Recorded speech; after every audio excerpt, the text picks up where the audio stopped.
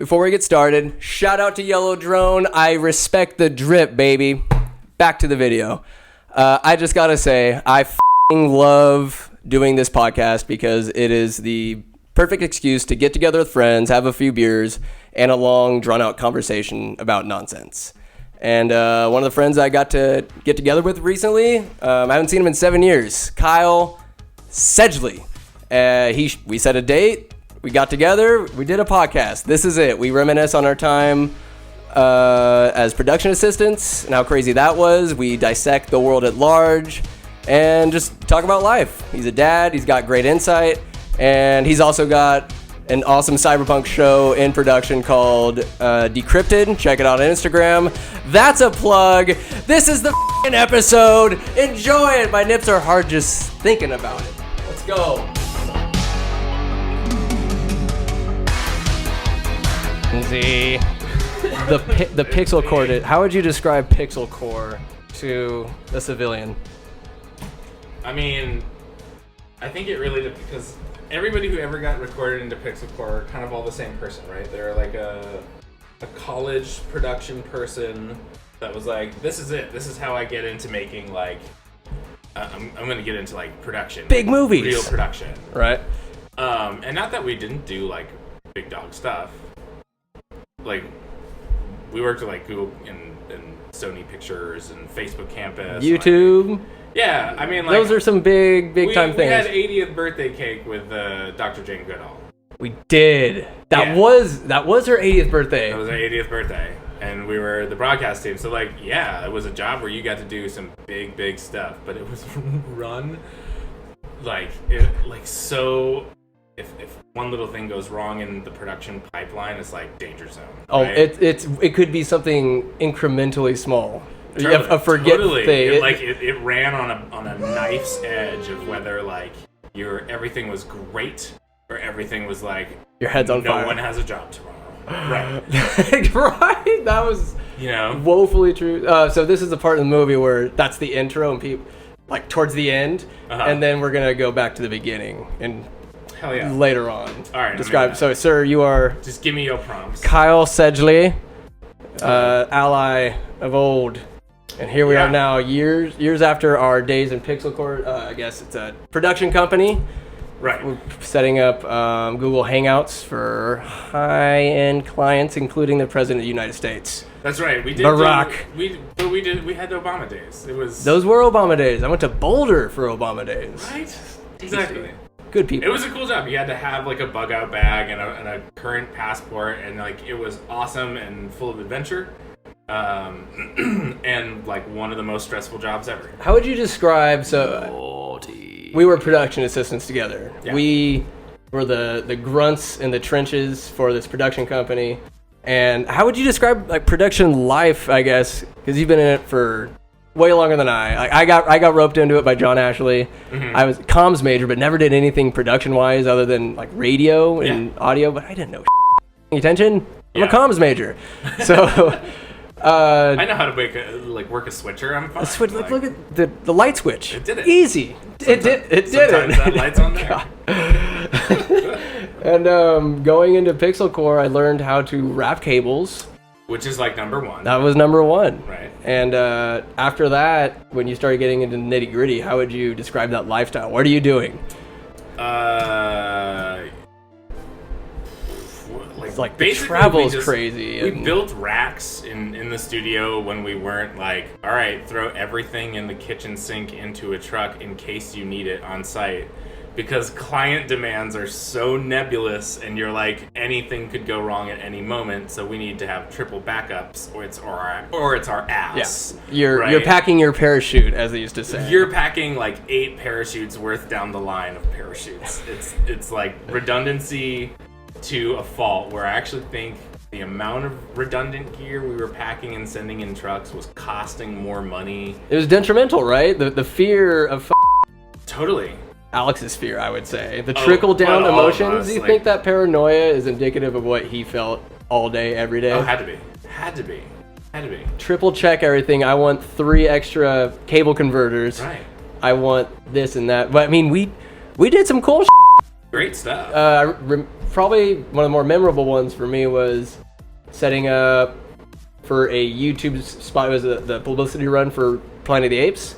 I saw Andy Serkis was at YouTube. Yeah, but that was prior YouTube. to that day, we were there till like 2 a.m. Sure. Call time was at 5. We had to break everything down, pack it up into this truck, drive 2 blocks to a hotel, pretend to sleep with 2 minutes, have sex with Pedro, and then. Oh, that's right, because.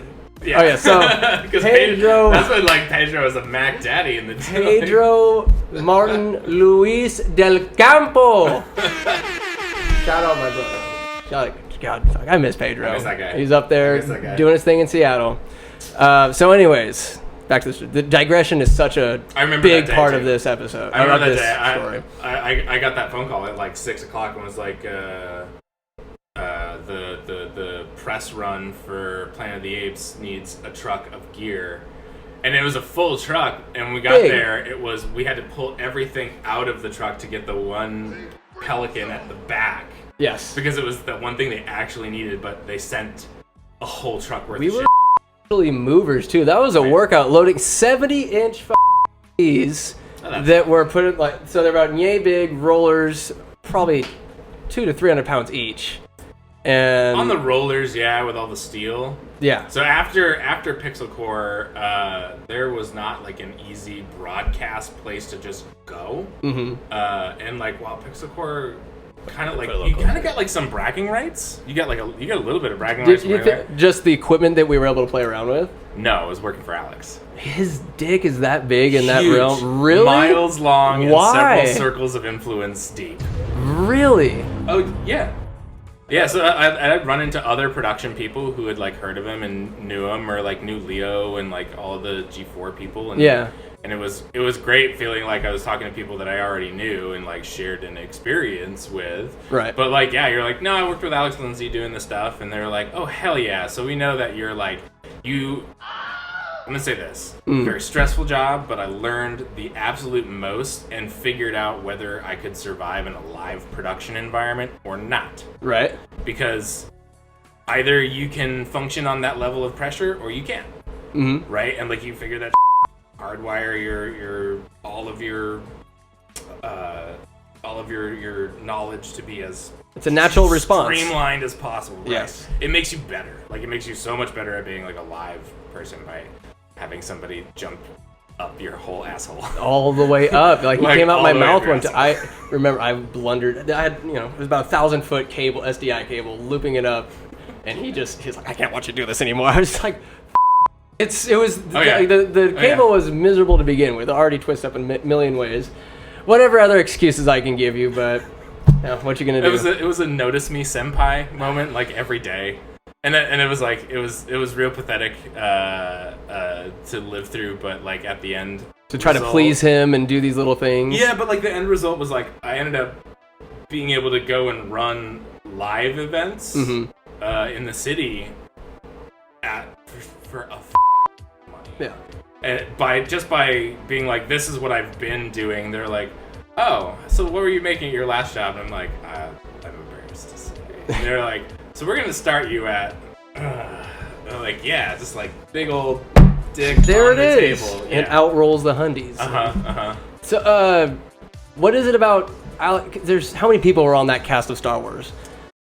Are on that entire team, and all of them dispersed onto their separate careers. Do all of them carry that weight, or did Alex do something special to warrant his reputation? I think, and I don't know enough about Rebel Unit and where that all started. Right. Because I don't really know why Rebel Unit was started. I didn't know if it was in competition. That was his separate or his brother's separate production company?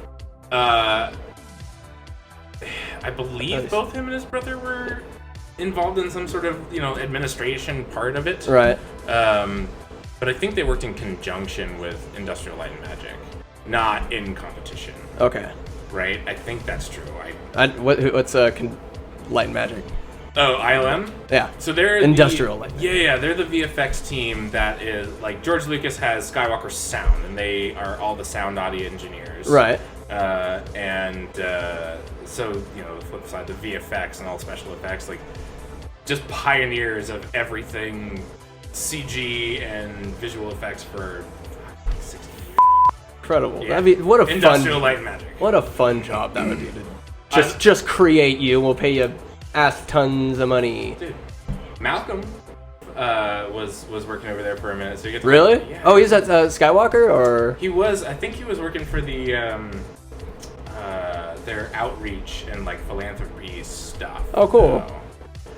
Which like is a whole other thing. Skywalker Ranch is like an estate with like lots of I would functionality. love to visit. Yeah, at some point. I've been a handful of times, and it's wild. Malcolm is one. That's a guy I'm upset that I haven't necessarily kept in touch with. He's got to be around. He's got to be Vallejo guy. Yeah, Local Absolutely. kid. Man, another tortured soul. dude. But- I'd love to throw down. We learned to. I learned what I didn't want Sure. in an employer. I learned that fellow good employees can help get you through some tough times. Amen to that. Cracker Jack goddamn crew that's just, yo, we're in this together. There's some kind of shared suffering that Oh, yeah. bonds us closer. We're melded together. Oh, sure. Still. And on hour 18, when you're still crushing it as a production team, like it's because all of your like let's hate our life. And you've just together. lost it. There comes a point where you just kind of lose it altogether. Oh, You're yeah, like, yeah. "Fuck." You just keep going. What is the average day in the life of, say, a production assistant? Like the hours. I don't know if people truly understand of what the about. I think it depends on what position on set you are. Just a run-of-the-mill production assistant could be doing anything from like checking people in when they're doing extras. They do so much weird shit. It's so much like idle work and busy work, and like Yeah. I've been on like 13 Reasons Why. Had a couple of dates of shooting where it was like They're in Vallejo, right? On the Mare Vallejo, Island. Sebastopol, Mare Island. Paramount has like a long-standing deal with locations, or like filming locations and services in Mare Island. Gotcha. And I think they like booked it for like 8 years or something. Yeah, they just have Jesus. Yeah, the run of this shit. Talk about Legit. Yeah, Big. yeah. Because you can produce anything there. I don't know if you've been out there recently, but like you've got ruined buildings, you've got functional, so you've got a shipyard. They have the shipyard on the side there. Yeah. I'm like, what are these guys always doing? I see sparks. Like, are these guys just paid to arbitrarily just? It's to keep the ambience of the city. Actually, Yes, it's they're just paid actors. They rivet something and unrivet something for like 8 hours. and then go home. Vallejo pays these actors like just make it look citizens. Yeah, we need to know their tax dollars are going. That could be a Truman Show Oh, yeah. conspiracy. Absolutely. God, those hours were just maddening. We're at like a regular 8-hour day. Oh, You're yeah. like, wow, wait, I got a day. I got 20.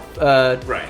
An 16 8-hour more work hours. day is like child's play. Nothing. If you've been doing production, you know, like, and your friends be like, "Oh, I had to spend an extra hour at the office," and you're just like, you just throw your hands up. And you go, what a "No, bummer." no, that sucks for you. Oh. That's really bad. I'm working on 3 hours. This 2 years ago, there's a really, really big San Francisco conference called Dreamforce. Yeah, which yeah. is Salesforce's like big blowout. And I was working live events at some of the many locations that were part of that. All at the Moscone Center? No, so not non-union stuff. I didn't do any union stuff this year, but was working for another big production company that does more like boutique and like fancier cool shit. Yeah. Like the union does like a lot of like simplistic stuff, but like they have like designers, like beautiful events. That is the most bizarre, like the production union. It's just kind of baffling because I was at the one Salesforce that I endured, and Right. I couldn't put anything away at the end Yeah, of it. you're I'm not like, allowed to. we'll get done faster if you just let me help. It's not about faster. We get paid by the hour. Those guys get paid by the hour. Well, they get paid by the call, but the union's like, no.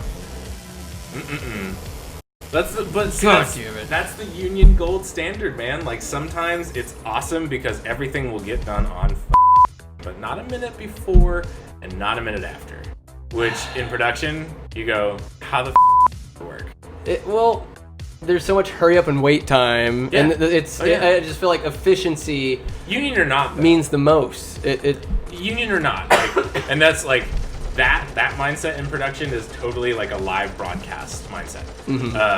That is absolutely a product of like working for places like Pixel Core, because out there, like when you're on like a Paramount shoot or whatever, I spent like 6 hours in the holding Really? 6 hours of like a 10-hour shoot in holding. That you're just because they needed to move Video Village or something happened. They were waiting for like weather or picture wasn't up or something. They had to swap cameras. Whatever the. There's so much there's so little. It's not like a fast fluid thing. This is kind of why I like making movies on like your phone or with your like just two buddies in a house. Yes. And like write comedy because you can just do it as you feel it and not have to wait 6 hours before your next shot.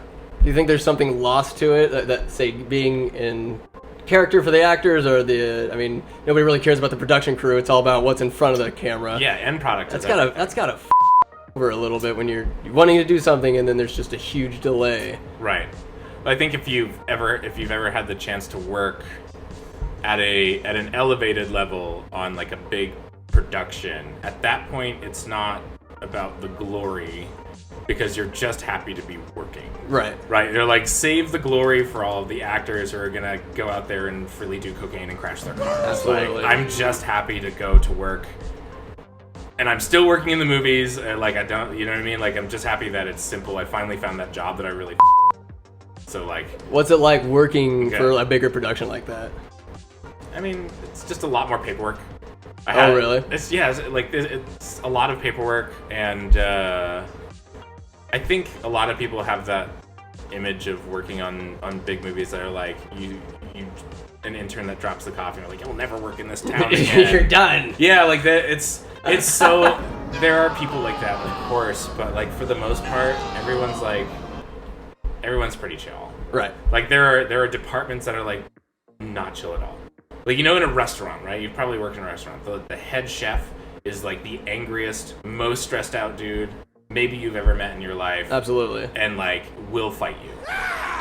Yeah, there's departments like that. And he will win. Yeah. And then there's like the bubbly little waitress that like comes to meet people but like after she has a smoke in the back and you're like and you get to do that together. Okay. And it's no different on a film set. Like there are departments that are like, watch your ass around them. Mm-hmm. Because they will tear you up. And then like the other people in yours are like other similarly like pecking order departments. So you're pretty cool with each other. Yeah. Or you just like want to see what each other is doing. Because like makeup people are usually cool to come and chat. Like video people, if they're not totally dealing with a problem. What about audio people? They're just live audio guys are just they're like the 1%er bikers of production people, like live people are. Don't put any on the console, don't put drinks anywhere near the speakers. No, I won't mix your band differently. You suck. I'm not a DJ. Live production is so than like set production. Did I get a very minuscule view of what overall production is like? Because it was just working for Pixelcore was just your hair's on fire. Doesn't matter, your hair's on fire. Right. Put it out. No, your hair's on fire. No, I put it back on fire for you. Yeah. I told you your hair was on fire, so it's on fire. Yeah, I mean, in a way, I ended up doing like some really lame like hotel production for a minute. After, because it was like the most accessible. Mm-hmm. Like the biggest assholes of hotel AV ever. They're like the McDonald's of AV, and they're the McDonald's of hotel AV. And if anybody out there is listening to this and has any inclination or has like tried to book an event at hotels, you know exactly who the about. They're worldwide, and I don't need to say their name. Why are they like that? What's the? Oh, because where does it come from? They're owned by Goldman Sachs. Goldman Sachs? Goldman Sachs. They're absolutely soulless, and they're literally like there's a field there's a market that we're not capturing, so we have to spend the bare minimum and educate like the lowest of people. Scumbags. Yeah, like people who don't even care about AV. And like, yeah, all right, you're fine. You know, after Pixelcore. Mm-hmm. Like that's you work there? Yeah, most immediately, and then got scooped up doing like live production because finally the tendrils, like there's not a lot up here in the North Bay. Not at all. You know what I mean? Like you have sucked the right dicks to get an internship at Lucas or Pixar or DreamWorks. DreamWorks is in the Bay Area as well? I thought they had a small satellite office. But there's like little satellite offices up here all the time. Yeah. I think Netflix is being a little cooler about getting stuff up here. They're in Redwood City. That is Redwood City their main headquarters, or is that their? Yeah, Netflix does a lot of meetings. I've seen them run a lot of meetings and stuff off-site in the past couple of years. But I think that's like nobody wants to be in Hollywood. There are too many palms to grease. Yeah, Jesus Christ! I can only imagine.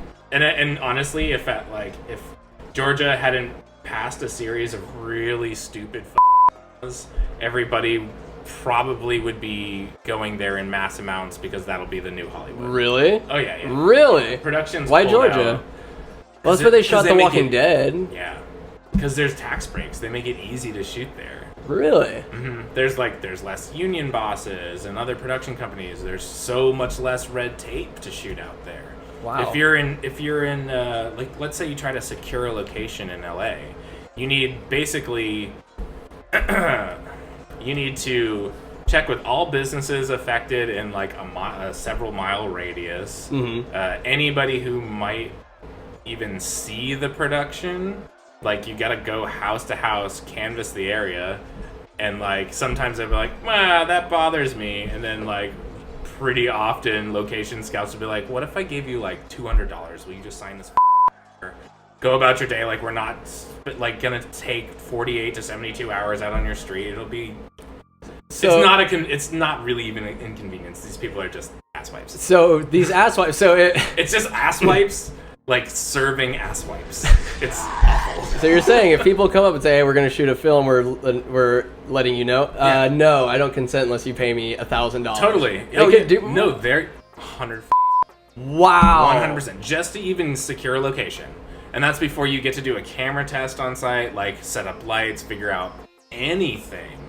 Just to be like, we were thinking about using this for one scene, and it's probably going to be a total of 5 minutes runtime in anything that we're doing. You still have to grease all those palms. And that's every location. Right. And there's totally... Oh, my God. And there's totally so many people, douchebags that are just... Absolutely. Well, because they know the game. They know the game. Budgets get inflated all the time on big budget, on big Hollywood pictures on purpose. Like, a hammer doesn't cost $500. You know what I mean? Like, C-18s, we all know... Clothespins were invented to like bump up the budget on film productions because they're just a random thing that you get. The tape, the fuck, black tape, gaff tape, gaff tape. Yeah, that's necessary, but every square inch. Oh, I'm methodical. I went to every square inch covered. Totally. 500 rolls later. I mean, it's like $20 a roll. Gaff tape ain't cheap, but gaff tape is also like indestructible if used properly. Mm-hmm. Like anybody, it's there for years. Like I've made long-term home repairs with gaff tape. It'll work. It'll work. Or at the Pixel Core, like the studio, I'd go in, I'd just see dust all over certain cable that are going to the lights in the gaff. What's it called? Scaffolding. Mm-hmm. Scaffolding. Gaff tape. Yeah, I love it. What would you say is like your number one production horror story?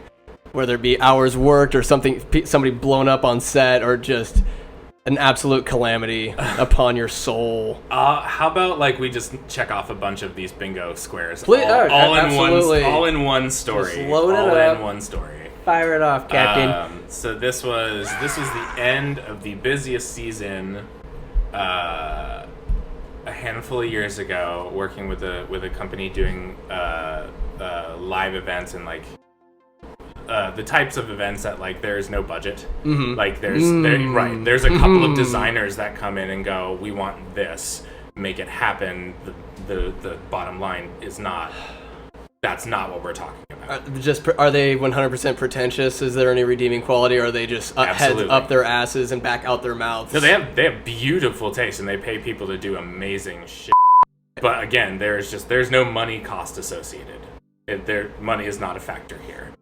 It's about making it meet expectation, not at all about money. Yeah, get it done. Yeah, so that was the company that I was working my ass off with. So much so that year I had done 102 hours in 7 days. Jesus. Yeah. People usually work 40K That's right. 40. Oh yeah. 102. All right. So how much does that equate to in one?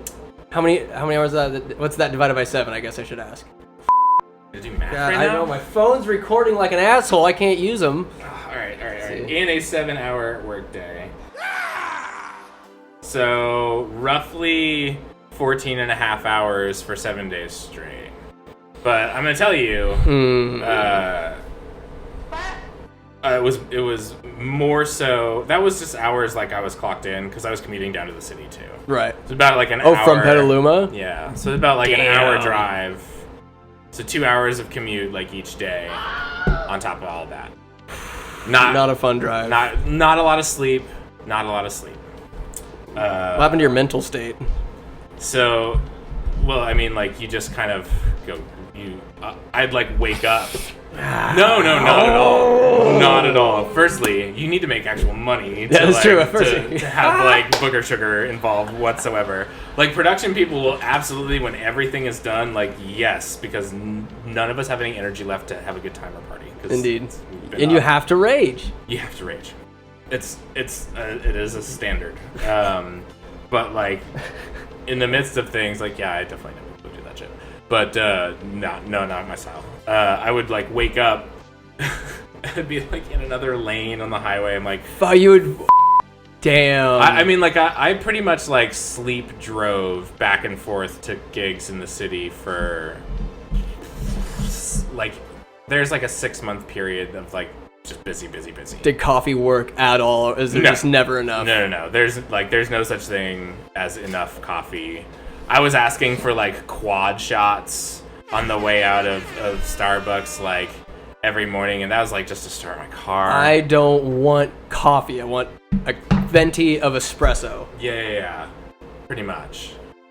But I'd mix it with like I'd get I'd just get like a coffee, but I'm like I need 4 ad shots and like as much other like wake me the that you can.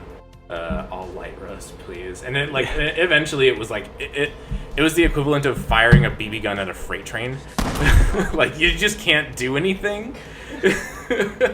So that's very like that's essentially what it is. It just plink.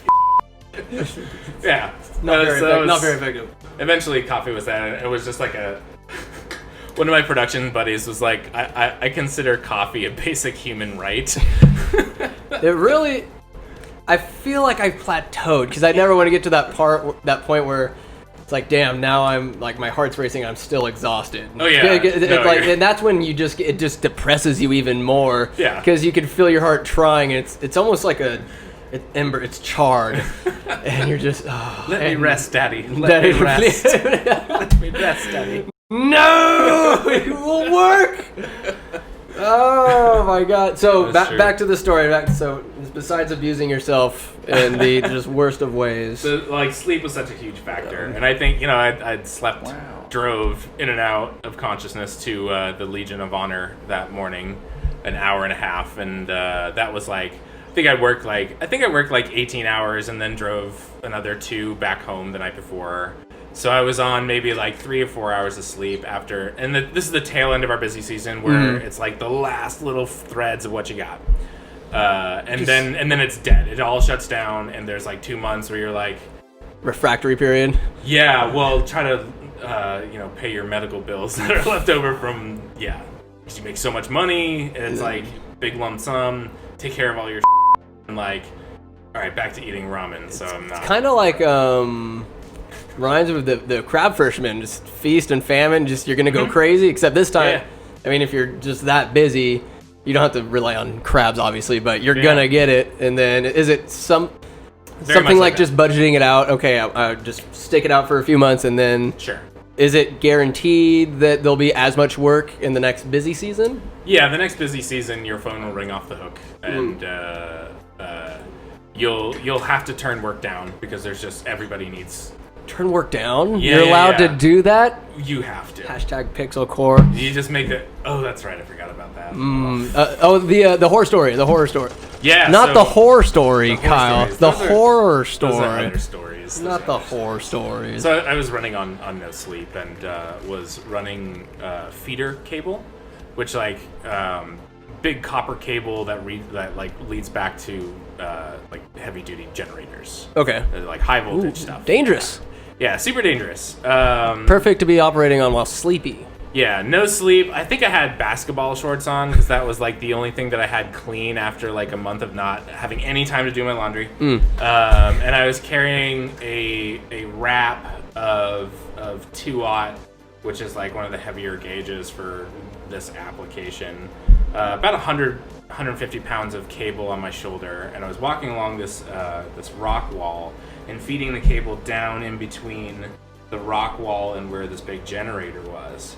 And I was walking backwards and feeding it out off my shoulder, and ran out of ledge and just kept walking backwards. So I ping-ponged off of the concrete wall back and forth a couple of times off of the generator box with all that, with about about 100 pounds of weight on my shoulder still, and landed on my right leg. And like I heard a pop before I felt a pop.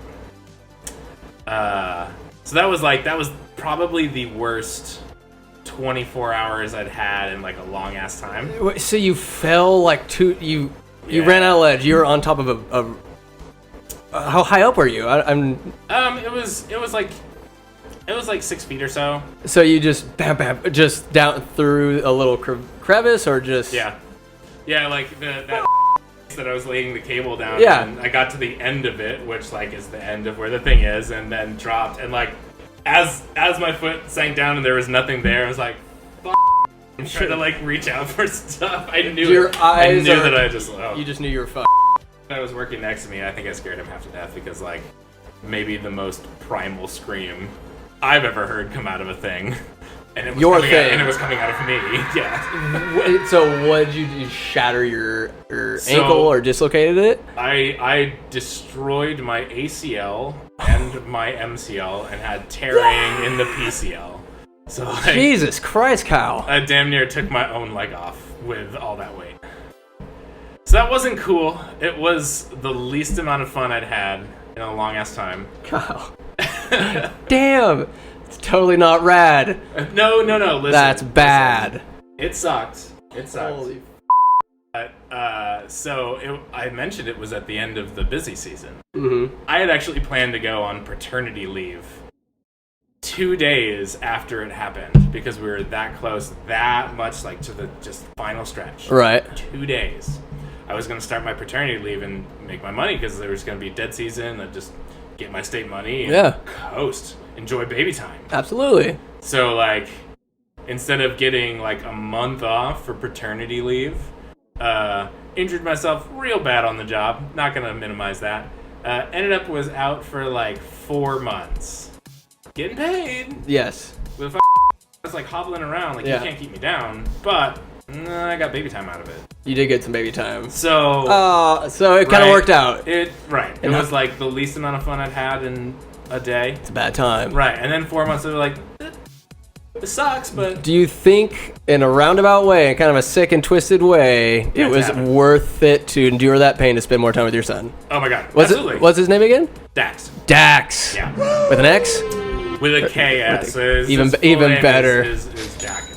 Dakin. Yeah, he's a little Viking boy name. God, Dakin. He's got a little D&D name, dude. Like, love it. Parents and nerds, like, they can't do anything. Absolutely. Sorry, that's totally worth it, though. Like, you say we were given the choice, hey, Kyle, you got 4 months possibly, but I gotta push you off the ledge.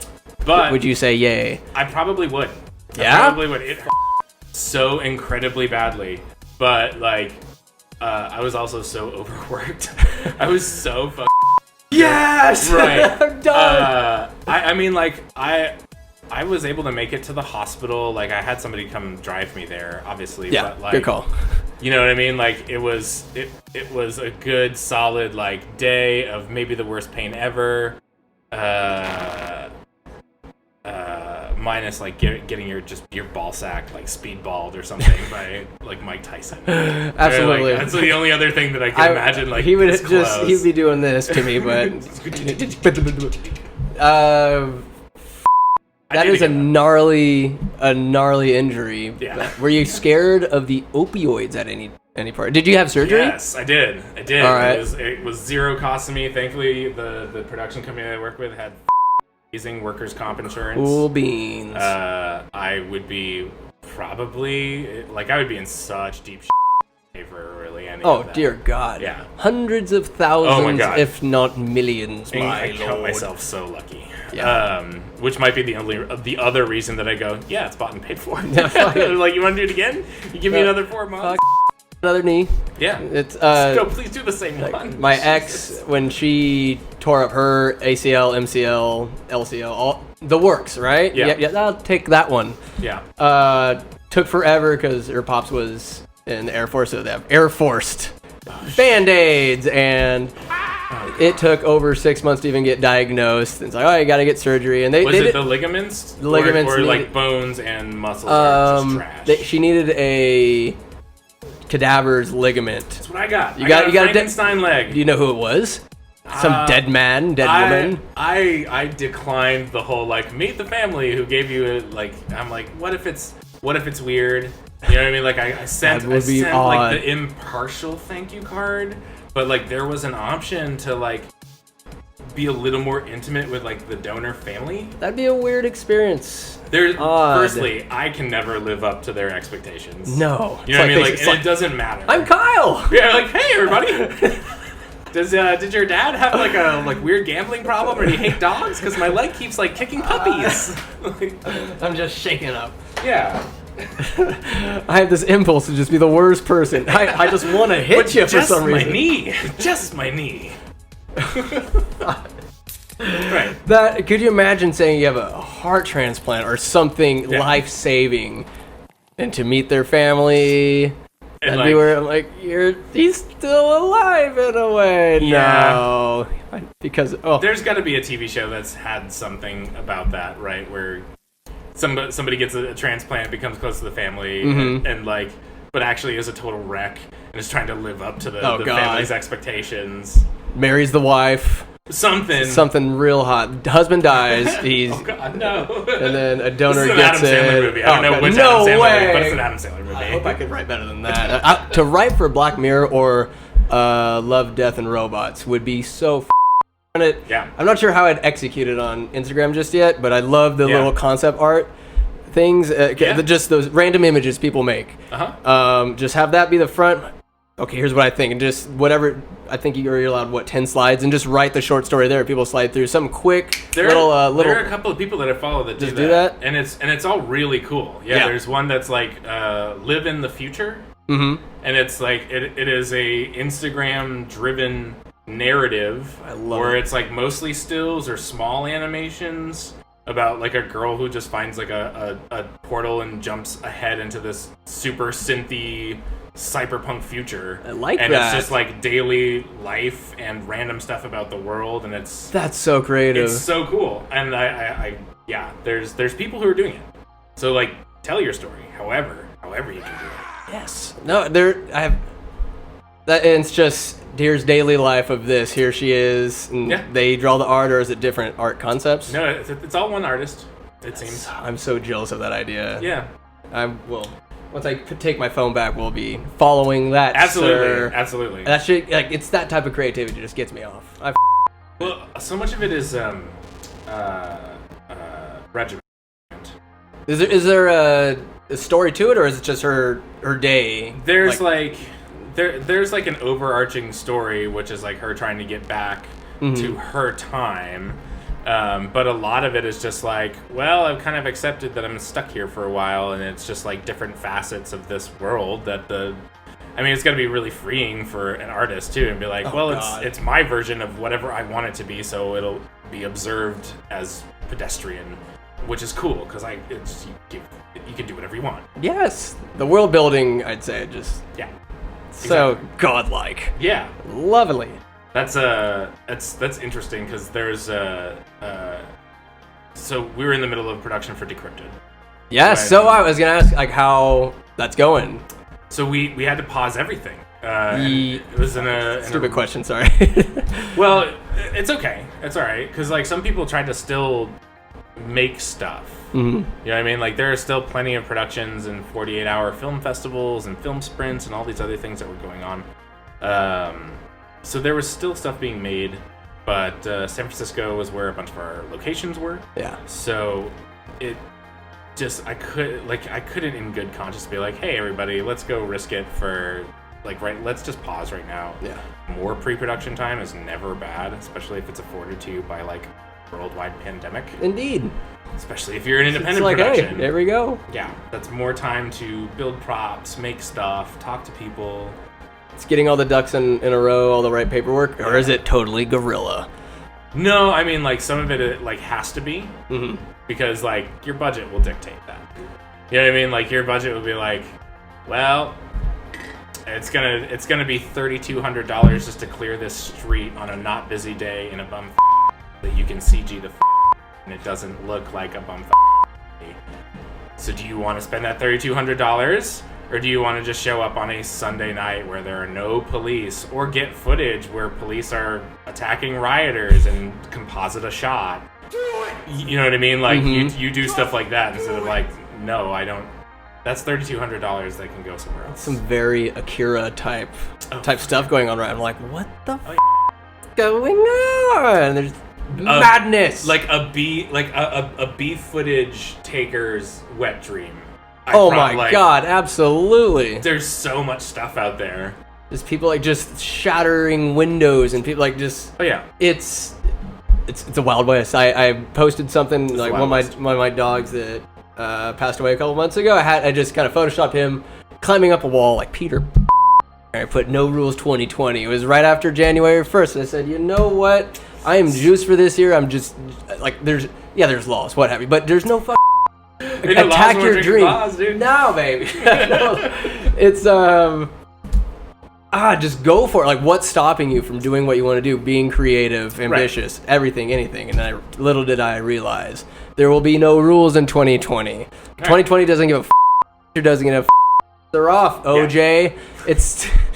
Yeah. God, we're in for it now. Let's go. It's some Mad Max. Right. Without the desert. But we have resources and water. It would suck so hard if you had a really cool story to tell and tomorrow no one gets to hear it because we're busy rationing water. You know what I mean? Like, so do your thing. It's just there are no rules. There are no rules. Yeah. The only rule is don't quit. As soon as you quit, you failed. Now you're talking. It's like why quit? You're good. There's absolutely days where you don't want to do something. I ranted on a podcast. It was like writing the book. Sure. And luckily, like, after I did hiatus one thing, but that was just okay. I had no idea what the not even a layout of what the story is going to be about, but getting back onto it and just being like quitting. There's no stopping. Well, and like I see your room and stuff. You've obviously been plugging away at this thing. There's some things in here. Yeah, and so it's like I guess whenever you're doing something creative like that, and you've been afraid to do it for a long time, you ask yourself, well, what actually is making me happy? Is it that I get to have my name on something, or is it that I'm getting to work on the thing that I love? Right, the process is awesome.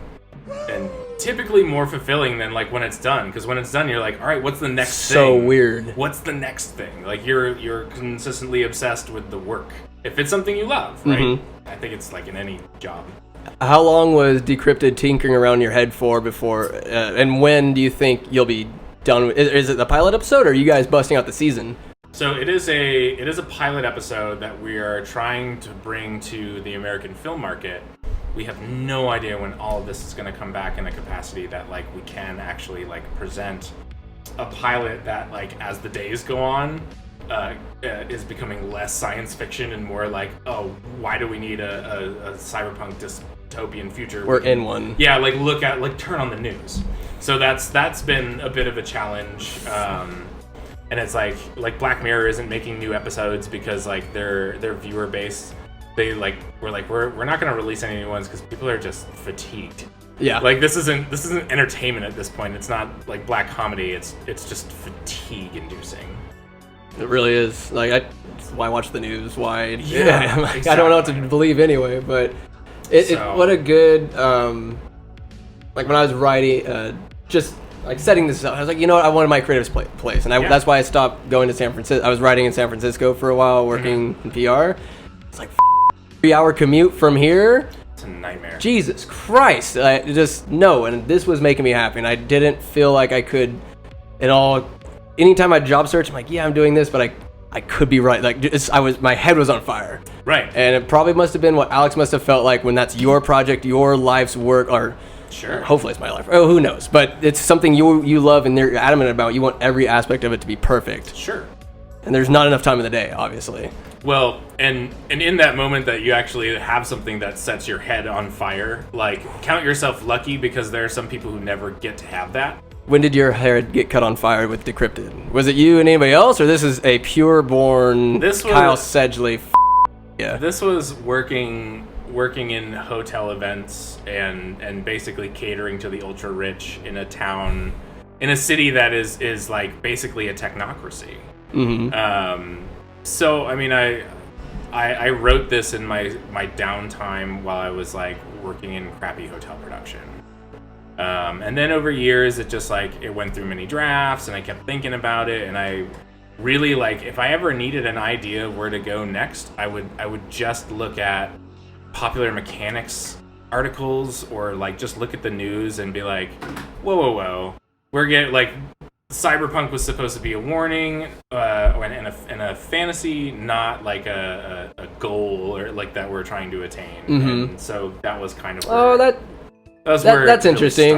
I didn't think of that genre, the cyberpunk genre, that way. Of like, it is usually just, when is it ever happy? When there's just gunk and everything in the street. Right. It's just a very bleak reality. And so much of the cyberpunk fiction that we know and love was created in the 70s and 80s. So like our model for all of cyberpunk is just based off on like, because everybody has a clunky 5.5-inch floppy to operate a complex machine. You know what I mean? Like, you're just seeing. We're looking at like nanomachines now. Yes. You know what I mean? Like, we're looking at gene editing and like super scary stuff. Not just like the cyborg men are coming to get us. They gotta be more than cyborg men. Well, then that was like the major big focus of the first episode, was talking about like the sociological effects of technology as we've adopted it. Gotcha. Right. Everybody has social media. I don't know anybody who like truly doesn't. Are we taking it too lightly, you think, or are we allowing it to become so seamlessly part of our lives and not questioning how much? Like, check your screen time. Yeah, look at your screen time during the quarantine, how it shot up a ton. Look at how you consume entertainment. Those ads that pop up that are oddly related to the conversation you had the day prior to a friend over the phone.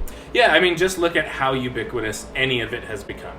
You know, if you're in your 30s, you grew up in a time where like the internet was this new weird fragile thing that you could like make your own page, and it was dumb. You looked at it on AOL or Netscape Navigator. Or if you're a turbo nerd, you had like BBSs and stuff. But it was this dumb, brand new little thing that we've had to figure out how to adjust to in such a short amount of time that sociologically, like, we don't really know the long-term ramifications just of like the gamification of intimacy. You ever tried dating someone recently on an app? That was perhaps one of the worst experiences. It's the worst. I met a couple like cool girls, like that's what I mean. Like, you one meet a couple that people. Keep like, okay, we're friends, but no judgment. They say Tinder is just like, oh, my self-worth, my self-worth, and just what dating. I'm like, I don't think I'm an ugly person, but it's like, sure. I'm allowing myself to be subject to these total strangers' judgment. I'm not good enough for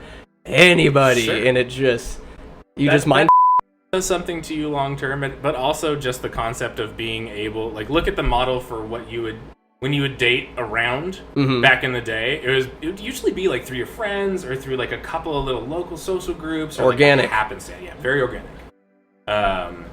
And I think the practice of being able to swipe through hundreds of faces and just decide thumbs up or thumbs down, like I'd be willing to be nude in the same room with you or not. Nude. You know, like I think that does something long-term for people's ability to form meaningful bonds with each other. You and I could not have swiped through a deck of people that we would work at Pixel Core, go through a bunch of bullshit there, and know who each other are, versus like that's kind of what you're looking for is this like lightning rod happenstance of like. But that's not good enough. Well, I'd have sex with her, but you know what I mean, like. I'd have sex with you, Kyle. Just for the record, if there was like work with this guy, absolutely. A super like. I would. I would super like you. Like, let me see what those glasses are. Let me take those glasses off. That is totally interesting. Another thing, because I had a tango. I'm just confessing. Yeah. Dude, that will affect your life in such a horrendous way in terms of distorting reality and what you said about having a meaningful relationship or how it alters one's relationship. It changes the nature of intimacy for a lot of people. I'm not just saying like super vanilla people, right? Like anybody. Yeah. Chris Rock talked about it on one of his like latest stand-ups of how porn it just kind of shatters what reality is and how you perceive the one you're with and how you interact with others around you. Like, they all want to have sex with me. It's like, I mean, this is kind of why I love that Rick and Morty joke about like making a Pornhub profile is like, because if you start dating somebody and you just look at what you're into each other, like I can see the benefit of that. Like, like stronger relationships that way. Yeah. You know. No, I'd see it's. I would say complete and utter evil, but I saw my first porno at the wee young age of 10 by happens to have an older brother. Right. Wasn't his fault. I snuck in. I thought the guy. You're curious. And I quote. I remember seeing the guy finish. I'm like, he's peeing on her. I had no idea you could go number 3. It's like, good lord.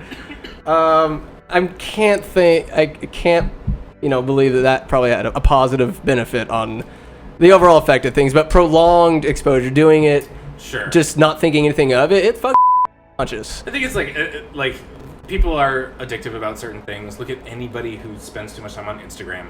Anybody who like bothers to get into a flame war on Facebook. Flame war. Yeah, just an internet shouting match. Oh my god. Because they're a dime a dozen right now, and I mean, it's awesome to use that platform for discourse, but at the end of the day, like the amount of actual change that comes out of yelling at your uncle on Facebook is. It's so because people they'll say things. I'm like, I don't agree with that, or I think it's ignorant. I'm just like, I'm not even gonna bother in a shouting match on Instagram or what political rant have you seen on Instagram where you're like, whoa, hold on, I'm gonna change my life this post. Exactly. It's just I don't think anything gets accomplished, and Facebook loves it, and the news loves conflict. They love the Discord. Well, and I think people get that soapboxiness out of their system. Yeah. Walk back outside and do nothing about the actual problems. They're just hardcore. Yeah. Black Lives Matter, like they're just armchair politics. The Antifa, they're just swinging their rags with their the same people that are boxes. like, don't take down our Confederate statues. We need our participation trophies. And you're like, you are a loser. We participated in the Civil War. We deserve our flag. You are a loser. Here you go. Those I'm like, they're part of your history. Libertarian friends who are all like, well, we should back what the cops say. I'm like, you guys armed up so that you could fight a fascist state, and here you go. Your wet dream is out your front door. Where are you? Is it gonna? Dude, everybody, there's a lot of talk. There's a lot of talk. It's a lot of this. A lot of yak. Do you see there being armed conflict at all? I mean, there technically already is. You know what I mean? Like, right. But you're talking about like wide scale. I'm talking gunfights. Like vigilantes are popping up. There's gunfights in the streets, and the protesting's. Are you saying like specifically towards police, or are you talking? Yeah, the police are the division of people in America right now. Probably all of the above. I mean, they'll be fighting with the police. There's gonna be just people in buildings shooting at police. Just absolute chaos. I think that people who are state of emergency shit. I don't think it'll. It won't be the way you think. It will be. We don't have tanks and 50 cal rifles to fight fascism, and the fascists do. There's a lot of firepower. There's lots of militarized police that you're bringing a knife to a gunfight as a civilian. do you employ the cartels who do have said weapons, ferry them into the land, and battle it out in the... We should pray that no bring in the cartels, Jesus. That no other large entity with like a powerful force goes like, well, they're busy fighting amongst themselves. Now's the time. Like, we better be so count our lucky stars that nobody's like, well, they're a mess. Let's clean it up. Like, yeah, exactly. Like, man, but I just still, I don't want the Get world it to end America. right. Ass wipes. How? I don't trust it as far as I could throw it, and I still have so much more I would like to accomplish. Finishing the book, podcast, maybe get a sponsor. I don't know, but I don't want the world to end just yet. Exactly. I have more to do on the to-do list. Oh, sure. And I mean, like, hey, we've got, 5 years until Yellowstone goes, and then it's a mass extinction event. Is it? So write your Get it done. Right. Are they predicting 5 years? I don't know. There's some rumbling grumblings. No, there's always something. There's always an asteroid that's a cunt hair away from taking us out. Like, just... That's pretty small. You know what I mean? Like, yep. You live in fear every single day, or do the thing, like, write your book that makes you happy. I'm trying. And I'm guessing most people who make art is like, because I can reach people this way, and hopefully change your mind and open it for the better. Shut your goddamn mouth, Kyle Sedgley.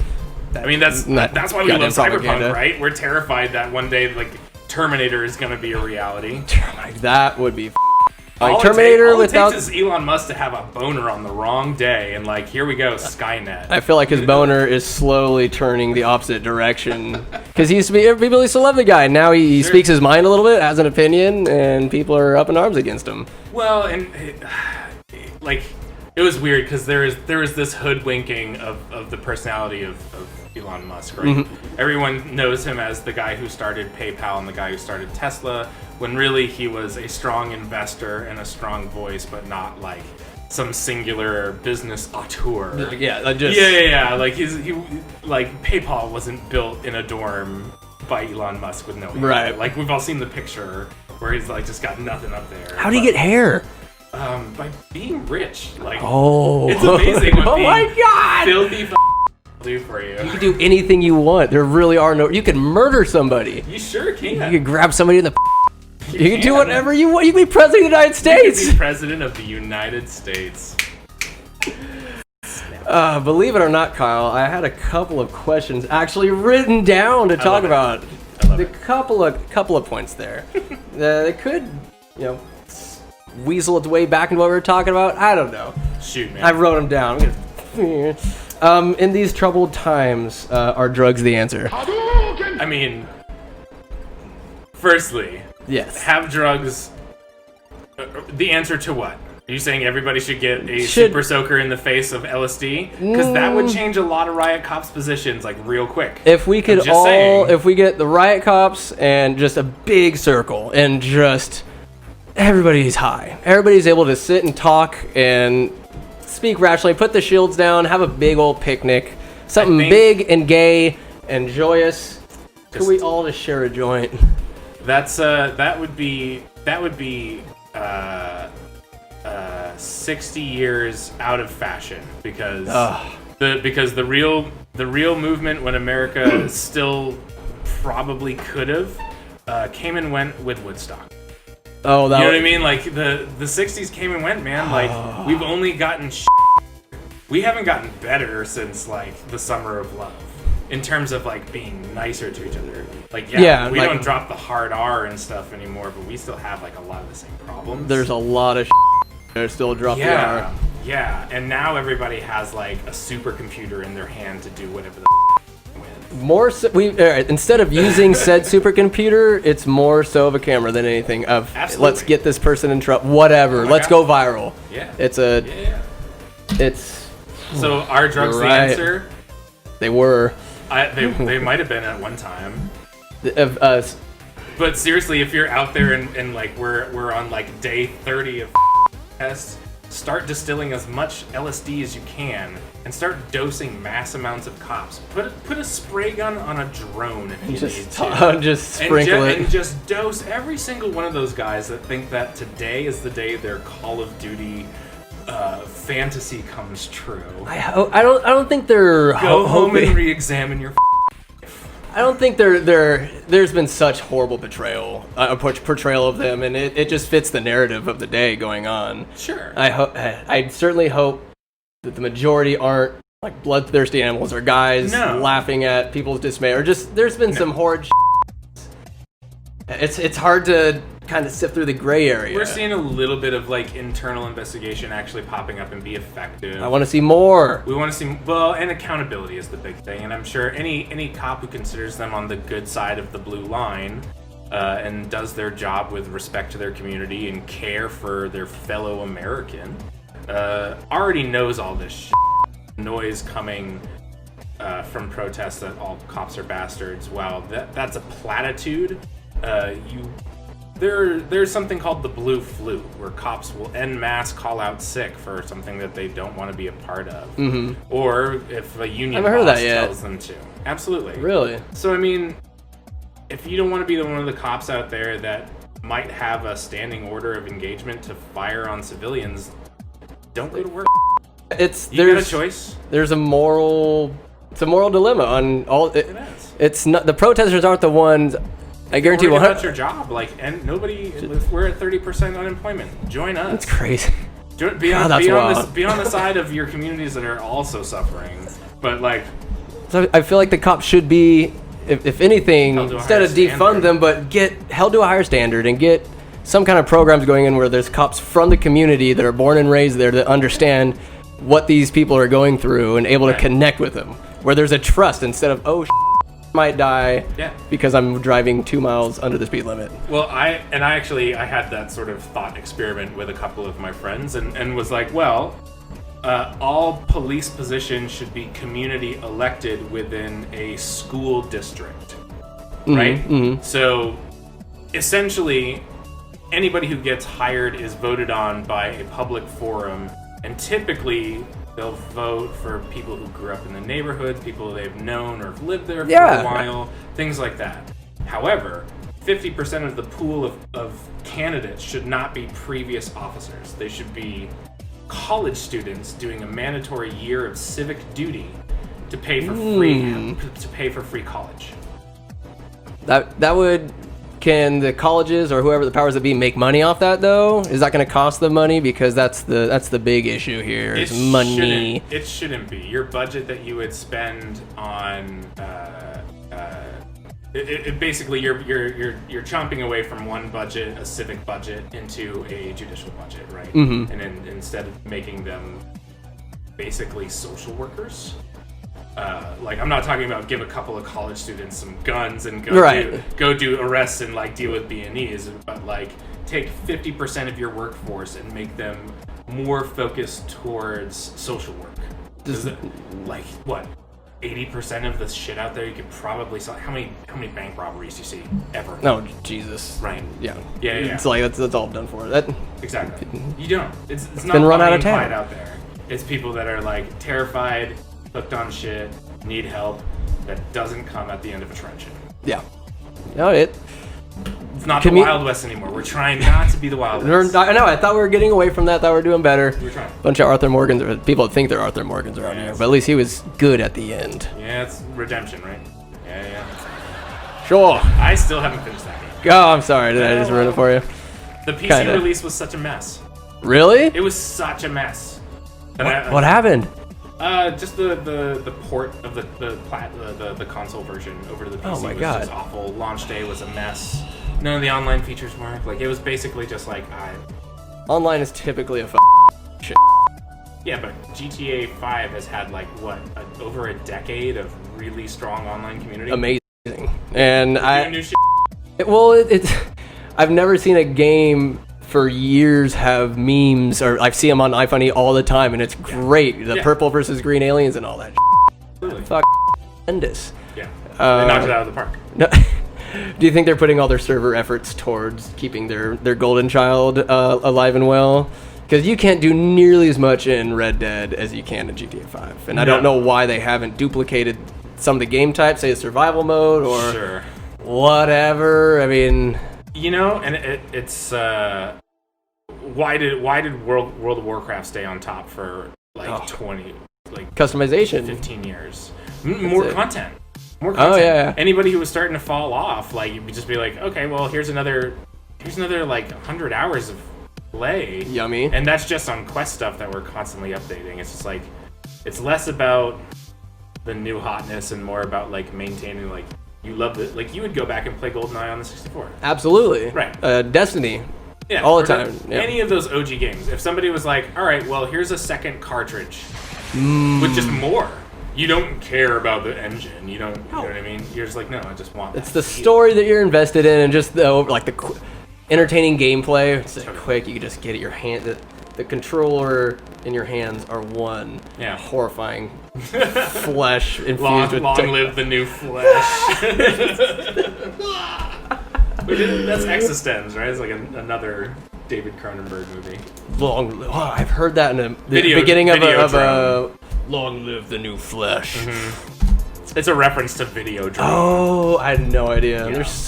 I'm such a novice. For weirdo cyberpunk movies, that's a good one because it's biopunk technically. People when they talk about it, but it's like got a lot of body horror, and it's a very like visceral movie about people merging with machines. Sort of like Sigourney Weaver seeing her clone, just like kill me. That kind of sentiment of just bizarre, disturbing imagery of what metal and flesh would look like. I don't want to like without just like totally ruining some of the best little moments, the little nuggets of Videodrome. I love nuggets. Like there's a moment in Videodrome where the main character finds this weird broadcast channel that like has like hardcore porn and snuff, and it's just out there on the airwaves. And that's like he's a programmer for television shows, right? Like an agent, and is watching it in his home, and it's basically a pirate radio signal or pirate TV channel. And eventually his TV has Debbie Harry from Blondie on it, looking incredibly hot. And the TV grows a set of lips, and he, of course, you can put two and two together. Yeah. But so watch Videodrome, and also watch Existenz. If you love video games too, and David Cronenberg, right? Like Existenz is another weird biopunk movie. Really? Yeah, where like the console is a living thing, and you plug your business into it. It's like lovely. It's awesome. That's some next. That's a nice little sub. Would you say that's a subcategory of cyberpunk? Is the more biomechanical stuff? Yeah. Instead of just the most. What I remember most of it from Akira, more so than that, the iconic red bike is his hero. Not the giant Cronenberg, but him sitting in his throne and then he just grows his arm. Mm-hmm. Like that was just the most. Yeah. Just how simple that is. Mm-hmm. Wires and metal. Like that's it. Yeah. At the end of that movie, he becomes a god. Yeah. Would you say that was such a bizarre ending? It's intense. It's intense. Yeah. And one of the scientists was looking on his computer. This is impossible. This is the creation of the universe. Right. Yeah. Everything going on. Whoa! I don't know how many people. I hadn't heard about it until David from it's the best Chinese food restaurant in town, but it's also the only Chinese food restaurant in town. David told me about it. Pretty Northern California. Absolutely. Not a whole lot. Greasy fuck. Let me tell you, Absolutely. David. Graphic artist, and this guy, you gotta watch Akira if you're any kind of cyberpunk, because I was telling him about the book. Oh yeah. And he's like, no, watch Akira. That's like one of the progenitors. Absolutely. I love it. And it already did some of the biopunk thing. I think it was like one of the first better known animes that had like the big sprawling city and the sort of like the power structure of like what what a futuristic society was. Like, yeah. You know what I mean? Like the teenage kids that are a biker gang, and like on top of it, there's like 3 movies in Akira. It's crazy. It's like I would want to watch it again because I feel like watching it over and over, you'd pick up something different. Yeah.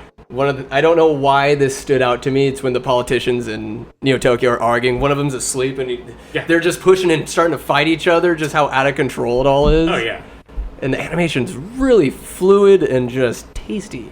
And what was it? I saw some featurette on it where you ever seen those like really, really big background paintings that they'll do for stuff, and they'll shoot animation up against it's like a background plate. Mm-hmm. This guy created a background plate for Akira, and it's like the size of your wall. Really? And is it just the city? It was like dense buildings and like a horizon stuff. And and the featurette was like, all right, so here's the frame, here's the whole picture, right? Size of a wall, that kind of detail, like hyper detailed, the size of a wall, and it was like about the size of his thumbnail on the actual frame of the animation. So it's like, Jesus Christ. Yeah, there's so much detail. Did they use that one image for multiple shots? No, just insane detail. No, just like probably one scene. This is Japan. Yep, this is like one scene, and you wonder how budgets get blown up, man. Like, sometimes that doesn't always equate to quality, though. It's true. Look at Star Wars. Well, they didn't blunder with Marvel. I thought. How do you think Endgame ended, or the whole entirety of it was just that? From Thanos, you got your Josh Brolins. Sure. So anybody who is excited to watch a new Marvel movie, have you read the comics? It's weird because we're so many years down the line of all these different stories. I feel like none of them are particularly surprising. None of them are particularly amazingly well written. Like, there are no real big twists and turns. It's mostly some one-liners and jokes in between kung fu fights. In the movies themselves? Yeah. And this is like, I think this is all superhero movies right now.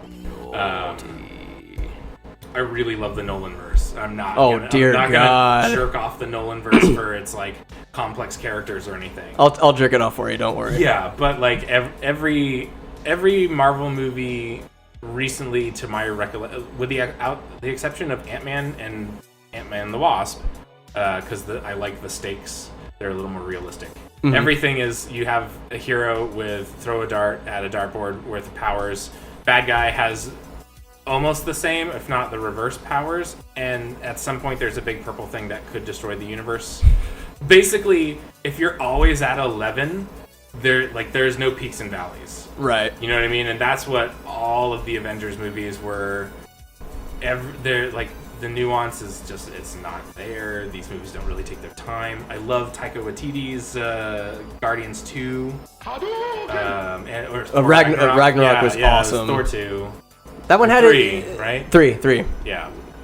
That one in particular, that's probably my favorite standalone Marvel movie in terms of, he loses his dad, there's a lot of emotional pull, but then it's just funny. And they really let Hemsworth and Tom Hiddleston let their chemistry just flourish. It's fucking. Which is nuts that Kenneth Branagh couldn't write a super captivating Thor movie, like a Norse mythology movie. Should be a lot bloodier, shouldn't it? Well, Kenneth Branagh was known for doing all of like the Shakespeare, like the BBC produced Shakespeare movies. Like, I'm pretty sure if you watched any of like the King Henry movies, Julius Caesar, any of those in high school that were required Shakespeare reading, you probably watched the Kenneth Branagh movie. And I don't know if it was just the box of the you can only do you're stuck in a box with any superhero. Right. You can't take liberties. You have a built-in fan base that will crucify you if you don't give them exactly what they want. You're stuck pandering to them. Yeah. And I just feel like if you're writing it's got to be hell. It would to appease, because you're appeasing everybody. You can't take, like you said, creative liberties. Yeah. At the same time, the movies have to be. I mean, think of the audience they're pandering to. Totally. People, I'm a comic book fan. They've never read a comic book. Right. And they like comic books because they can buy the now. You know what I mean? Like you like comic books because we started talking about it. You know. You think people are incapable of more in-depth storytelling? Because for what they did, for how many movies are involved, I think the comics are. What's that? The comics are. They're well written. Yeah, they're well written. But like the Marvel universe and really any persistent universe is like, well, 80% of that content is being made by Disney. You can only get so dark with it. Well, No, the what is it? The antithesis to Marvel has always tried to be DC, but it just is cringy, overly dark, edgy. Yes. Without managing to finesse like the Nolanverse, right? Where it can be dark and edgy, but it also knows what it is. You suspend your disbelief, though. You just believe it. Maybe it's Christian Bale or the cast, or the cast. No, it's good writing for everything. It's good movie writing. Yeah, and some of the stuff in comics I don't think translates well. Mm-hmm. Like Civil War. Did you read Civil War? No, it's I feel like it can't be too much further. I watch Comic Historian a lot on YouTube, and he's just breaks down. Here's the story of World War Hulk or Wolverine. He goes through origin stories and whatnot. So I had a better idea because there's about 3 volumes of Civil War where it's every character, and there is high political stakes. Heroes are dying. Yeah, there's some serious. There's like permanent deaths in Civil War. Cap being one of them. Mm-hmm. Oh, that's where he died? Yeah. Oh, Punisher kills him. Good old Frank. Good old Frank. And he's hired by Kingpin. Punisher is hired by in Civil War to kill Cap. So Jesus Christ. What I'm saying is that the source material has so much more nuance and so much more going on in it that either can't be directly translated, but Marvel and the Marvel Cinematic Universe has taken the easy way out, and basically just distilling it down into what's the next big fight, what's the next big like CG thing that we can throw. It could be something of stars right, exactly. Right, it's a money printing machine. They know it. Printing machine. They know that they can squeeze like 10 movies out of this like cast of the same people. They probably knew, okay, Disney, this is our audience. They're gonna grow up. Let's get them young. Totally. And they're not gonna know all the comic book nuances. It kind of I didn't think about it that way of exactly how much nuances are in these comics and all the stories and all the outstretched veins that goes to all these characters. It could be kind of Game of Thrones-esque to combine them all, but a legal nightmare. Of just trying to get it all to work. I'd say just as a standalone, actually, other than Ragnarok, it's so Logan is just one of. But is that? It's so. Is it technically the Marvel Cinematic in association, universe? Possibly. It's in association. I thought at the end of the first, I would have loved at the end of Infinity War. That instead of seeing Captain Marvel, which I get no boners for whatsoever, and maybe a chub, I would love to have seen Xavier. Like he's paging Charles Xavier or an X. Yeah. That would have been just the way to introduce X-Men. Come on home to the Marvel universe where you should be. That would have been rad, actually. Oh my god. They gave Spider-Man like a big old pat on the back. We're like, finally we have this property back. We're going to do Spider-Man right. And, oh man, this is... I'm not sure if you're allowed to criticize Captain Marvel. You may. I'm going to do this like from a pure writing perspective. My biggest issue, Captain Marvel was the last movie that came out before Endgame. Correct. For no reason. The reason is this. Money. No, the reason is this. Is because the writing they did so much. And I don't know if they would have been able to have people be okay with how bad the Mary Sue-ism of Captain Marvel is. What do you mean by Mary Sue-ism? They are about to lose everything in the final moments of Avengers. And Captain Marvel pops back in after seeing her for 2 seconds. So unbelievable. Just clean it up and fix it out of nowhere. And she doesn't get the job done. But still, they're able to win because she just decides Deus Ex Machina, one of the worst writing things. That's like being 45 minutes into a movie and suddenly like a 6-year-old girl busts out like some intense kung fu moves, and then everyone's going, what's happening? She's like, oh yeah, it's because my daddy trained me 3 years ago to be a great kung fu master. That's Mary just Sue. Out of nowhere. Yeah, like it's terrible writing.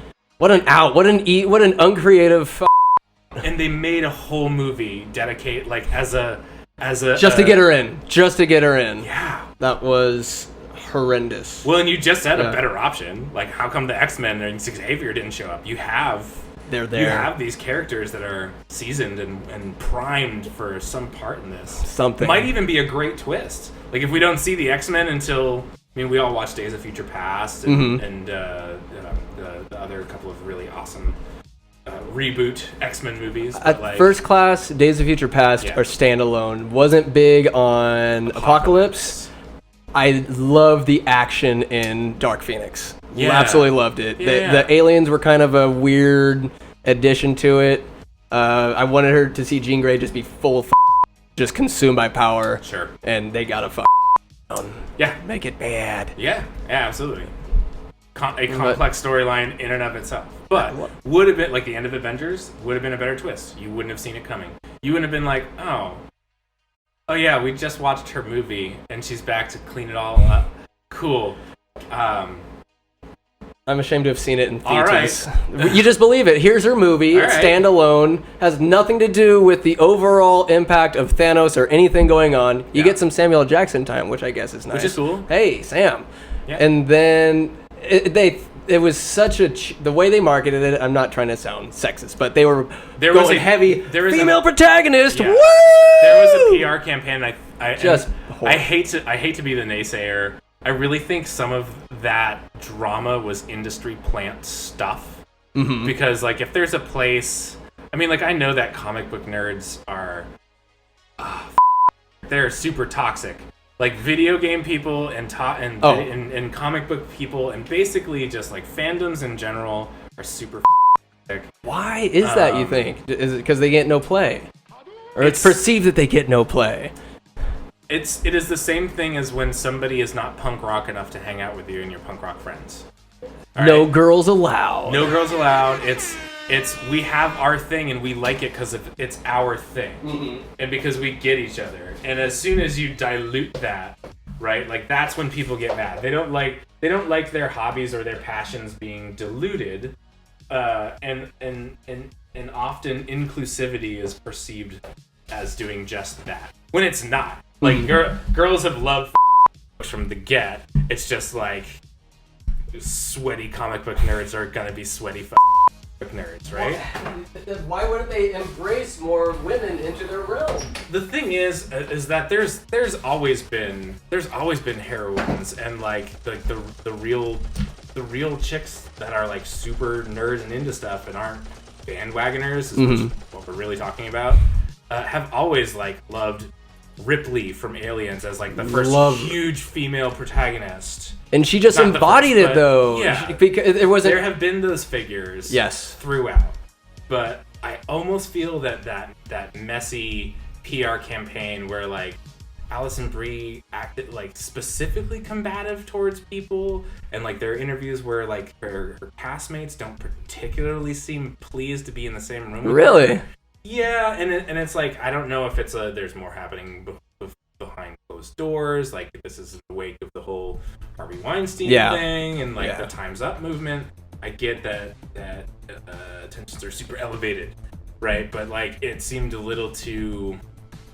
I was like, you don't have to be so aggro. I get it.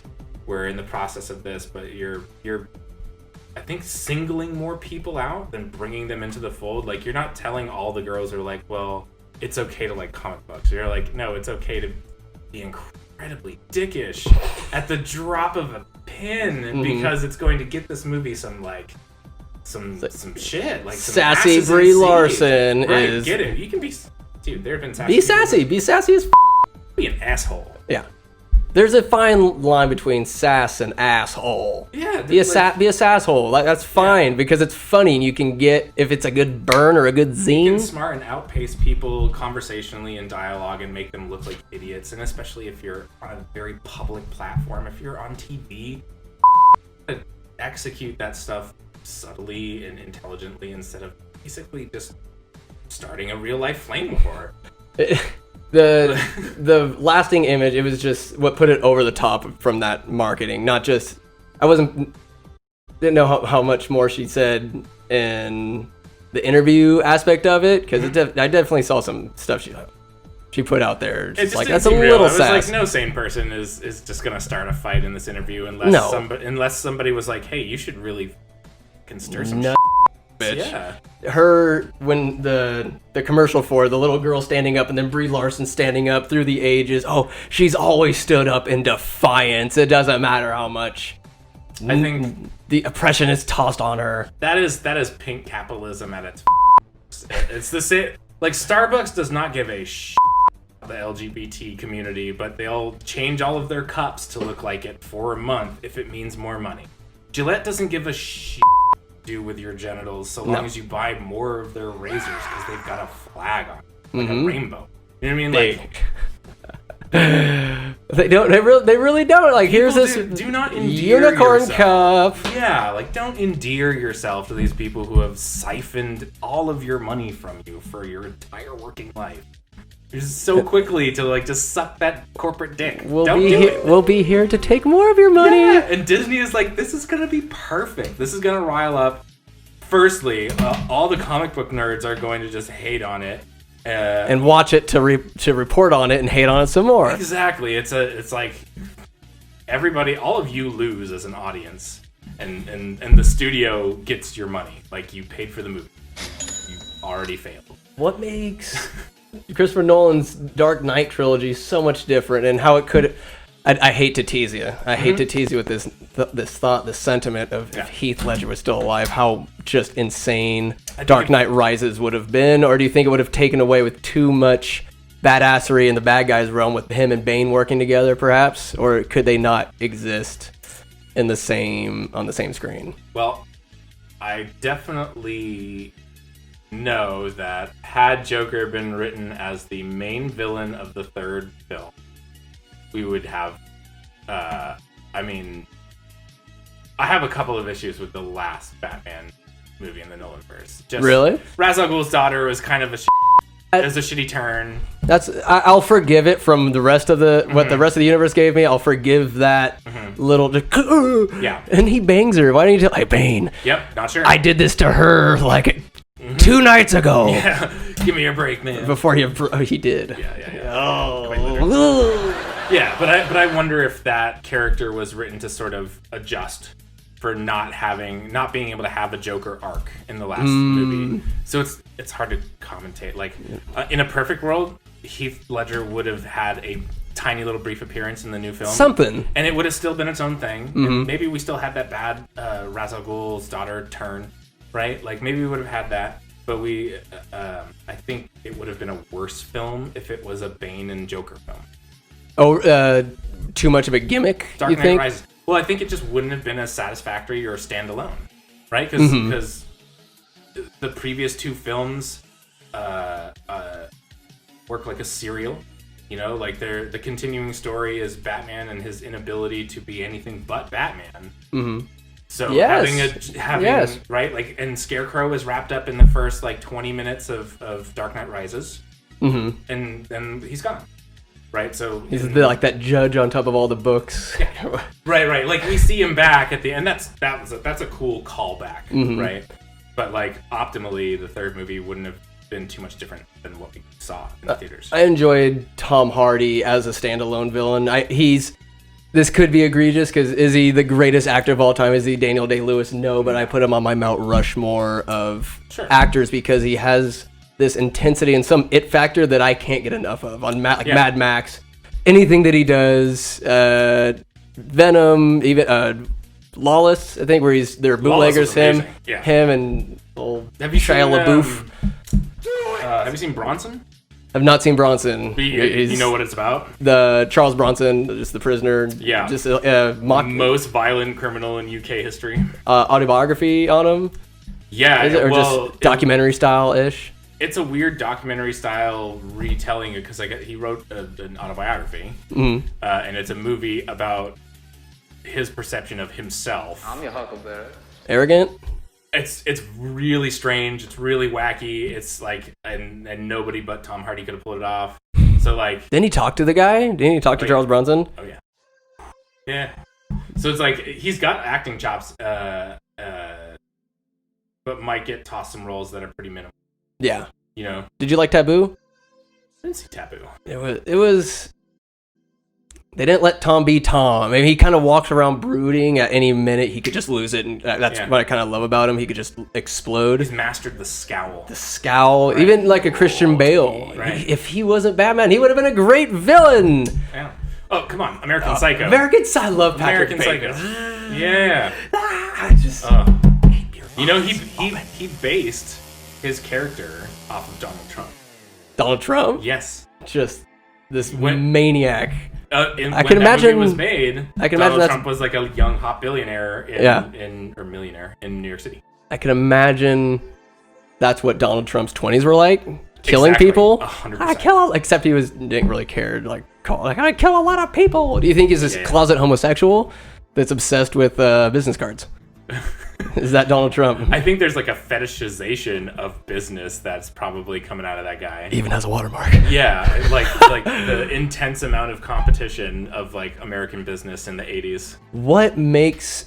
Why are their characters so obsessed with business cards? Why does it mean the world to him that Oswald, he prefers Van Patten's card to mine? Like is this probably the best representation he has of being human or normal? No, it's total cronyism because money is their god and their client who likes their stupidly little detail and it's just completely arbitrary. And they look all the same. That's the point. Next to him. That is the point. They're supposed to be exactly the same, but they're so in their head about this competition of, money is your god, make it, and make as much money as you can. And they all look the same too. That's the point.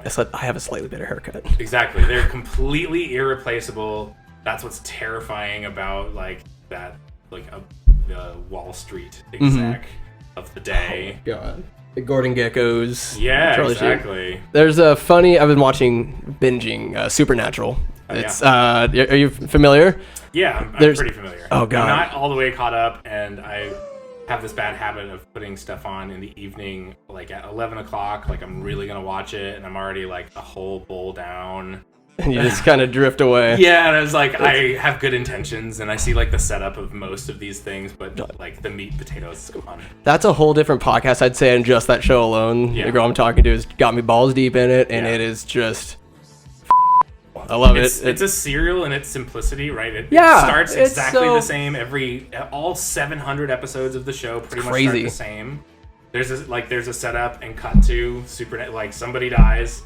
Everybody died. Oh, the splatter on the wall. Yep. It's kind of cliche, and it knows. Written by McG. There's something Crowley says because one of those demons are reneging or screwing up the soul for whatever people get deal. And he's like, "This isn't Wall Street. This is hell. We have certain standards to maintain." And just that show, I've never seen a show written in such a way that it could make fun of itself, and that they have their own supernatural Comic-Con within the show, right? And then an episode in which they're out and then playing themselves, Jensen Ackles and Jared Padalecki, right? The craziest fucking thing. Girls world, episode. Oh yeah, he just gives them the thumbs up, like, hey. I was like, God, it breaks the fourth wall. It knows what it is. Exactly. It knows exactly what it is. Which you can't fault it. It is consistent. It's consistently good. It's always it's able to poke fun at itself. It hasn't jumped the shark, I don't think. Jump the shark? It hasn't just done it's the last season, what else is there to do? Mm-hmm. I mean, it's a little bit that way with the final resolution, how many times are the boys either going to cause the apocalypse or not? Right. You know what I mean? Is the world gonna end, or we're on season 17? This is the last season from what have I told, a very good source. Yeah. And they wrapped it last year. Oh, did they? Yeah. Okay. Well, this gives me more time to binge. Yeah. What I thought should have been the end-all type story arc was, I guess, the end of season 5, where they're both each brother is a vessel for the devil and for Michael to have this last showdown, this last battle. That wraps up, because I don't know if they planned on it going more than 5 seasons or whatever. Right. Season 16 they're on, and for it to be based on essentially 2 characters is incredible. To not have an all-star cast, just people getting dying off every step of the way. They had Jeffrey Dean Morgan. He did that on and off. Yep. Bob, the guy who played Bobby. They had Bobby went away and then came back for a little while. There's like Castiel. Who is like one of my favorite additions to that show. Isn't he great? His like, voice so funny. I'm Jimmy. I'm just really your Jimmy. Loves cheeseburgers. It's funny. Like he was in town the other day, and well, I should say, like, we met him at a restaurant. Really? Yeah, at a sushi place down in Sausalito. And he's just super sweet. Hey, Castiel. He's just super sweet. He was there with his family. It was just like Misha Collins. Collins. Oh wow. That's the chick from the OC. Oh, God. I remember the early 2000s, don't we? Golly, what a strange time that was. I want to say when since the civil rights, since the United States has been incepted, it's been an absolute relative normalcy, I'd guess, after World War II. There's civil unrest, normalcy, quieter shittiness, but. I think once I've said this on the podcast before. So we could just blame the Russians for it. We had our scapegoats. Times were smooth until and they were over there. They're over there. AIDS was happening. It's crazy. Keeping people on their feet, keeping them scared, keeping them doing what you want. And then 9/11 happened. I feel like that's when over scanning and just we lost. That's when everything I want to say changed. It was the evolution of technology into there's iPhones and then internet's there. It's a bigger way for Big Brother to have their eye on us. Sure. That's when so much I want to say changed culturally in terms of our security measures. Well, because privacy used to be you don't have to let anybody into your house if you don't want to. Yeah. The privacy used to be the government isn't allowed to spy on you. Alexa is a subscription service for a wiretap. Mm-hmm. Right. Absolutely. So, and at the height of where the internet was about to take its next step, where everybody was going to be connected with like high quality broadband streaming video, 9/11 happens. We're like this is. We were that close to, or oh sure, we had DSL and we had cable internet. Like we had pretty decent connections, and we were around the corner from everything being streaming service. And I'm not saying that there's some big. I'm not saying like in a conspiracy way. I'm like sociologically, where we were figuring out how to use the internet and what to use it for. Mm-hmm. Like we played video games on it. We're still playing with this new toy. Yeah, it's a brand new toy. And our concept of privacy was the government's not allowed to wiretap. And as soon as the Patriot Act happened, there's this huge outpouring and increase of technology in people's homes and autonomous, like these pushes for autonomous technology. We start using our technology so much more, and as that explosion of the internet age is coming along, all these new doodads and gadgets and smart devices are coming along. Little flip PDF. Yeah. We're literally giving our information voluntarily to this new sensation of MySpace and Facebook. Yeah. Birthday, and date, Friendster, email. And all of those like astrology rings where you'd punch in all of it and like it's... Clever girl. Yeah. Like the internet has been either a tool for scam or porn. Like since its inception. Porn's good. Right. You know what I mean? Like, the internet was created for porn. The internet is for porn. I've read that. I've read it. Is it Reddit? Yeah. Do you think the internet... Usually I think about posing this question as just on social media, whether it's a boon or bust for mankind. Do you think the internet as a whole, we've benefited from it more than the destruction it's caused? Because kids... And this is small, minuscule amount. Kids are killing themselves. Over Snapchat. There's at cooters. Like 10 years old. There's cyberbullying. There's evil. There's sex trafficking. There's black market. There's 4chan. There's so much. 4chan is its own quagmire discussion. Like the darkness. I'm yet to see.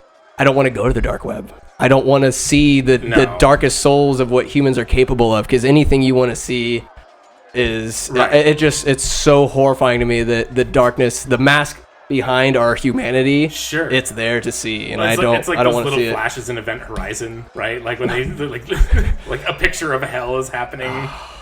I don't know. Yeah. There's so many benefits to internet, but overall, good or bad, I guess I should ask. So, lest I ramble more. I would say any huge new technology that changes us as a species is immediately misused when we first discover it. Perfect example, the atomic bomb. And atomic energy. When the very first application was to kill other people. And now we are like nearly 100 years later, over 100 years later. And we still, from 1946, 47. or no, 240. I'm not sure how long they were working on the Manhattan Project, but by 45, it was up and rolling. That's what I'm saying. So, like, you know, a good chunk of time, and now we have Chernobyl.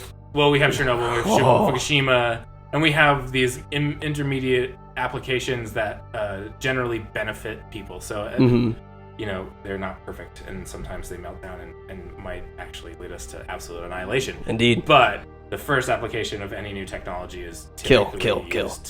How? So, I mean, people have used the internet to kill each other. I'm thinking hire a hitman, do whatever. There's so many different ways to do it. Interconnectivity is a huge part. The rapidness of communication. Yes. And so much so that we've turned what is like a 15-minute phone call and baked it down into like two texts. Yes. Right? Like the way we communicate is much faster.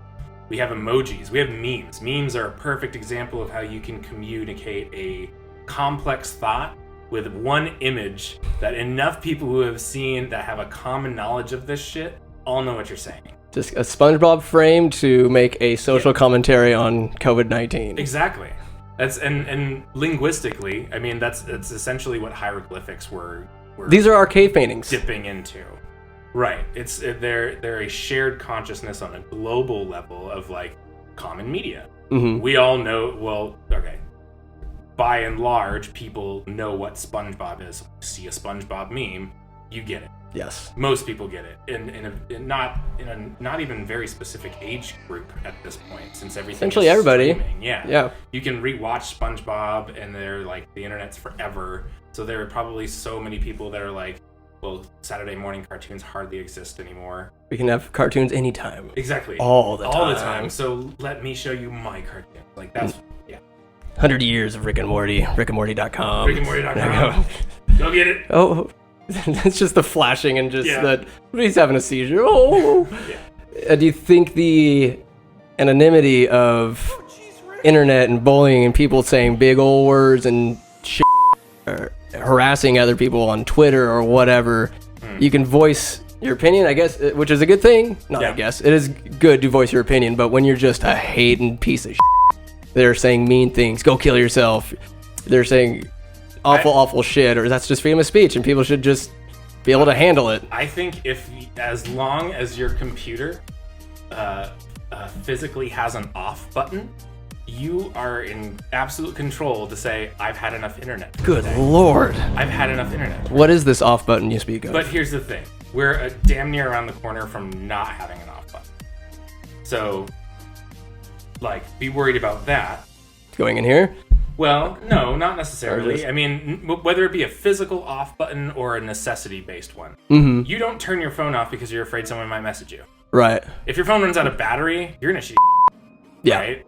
It's a soft power button. You're conditioned not to turn the thing off because I just don't need the phone for the next 4 hours. Mm-hmm. You know what I mean? Like that's pretty rare. Put this bad boy on do not disturb mode, airplane mode. I don't right. It's close, but it's still happening. It is. Right? I can still get it. It's waiting for you, and it's not your choice anymore. There's a pressure involved, right? Because you have to respond. A phone is ringing, a door is knocking, it must be answered. Why do we have that impulse? And is this slowly conditioning us? Or are they making these updates? Okay, let's give them a little more. Or the rats that are just hitting the dopamine button. Absolutely. And I think that disassociating from how the world is easier when you have it in your hand, and you can do it as often as you like. I mean, just look at how your screen time went up during the pandemic or during the riots. Each and every one of you, for whatever reason, If you're having a your method of disassociation is right here. So it doesn't really matter eventually if it doesn't have an off button, because all you want to do is dissociate. My buddy calls it praying, when you're just it's head down, just nobody. It really bums me out seeing, say, a family of 4 at a restaurant. At a restaurant at all these days, just anywhere where their just heads are down and people aren't present. They're not with each other right now. If I'm trying to talk to you and you're texting, that is just okay. Like, the person that it's not here is more important. I get you have to send a text or whatever. Sure. It could take maybe an hour. Oh my God, that person waits. But other people don't, right? The norm is not, like, if you don't text somebody back inside of a day period, if you don't get back to them immediately, you probably have to apologize. I feel that all the time. Right. Why do we feel this way? Because technology is ubiquitous. This is the good and bad part of interconnectivity. We are able to communicate so much more, and thus have so much more to do. And as such, it takes up all of our spare time. Right? You know so much more than your average person growing up in the Jesus Christ. You know what I mean? The pantheon of information that you have sucked up into your head every day via your phone, and it's like, it's not just you have one newspaper delivered to your door anymore. You can read every newspaper in every country, plus your several feeds of infinite scrolling content. It's content paralyzation, right? Oh my. It's when you really think about how much we're on our phone and just how much information we're stuffing through our eye holes. Sure. It's the first thing you tap. It's my alarm. Yeah. First thing I interact with every single morning. And I have a special song I put on there too, because I have taste.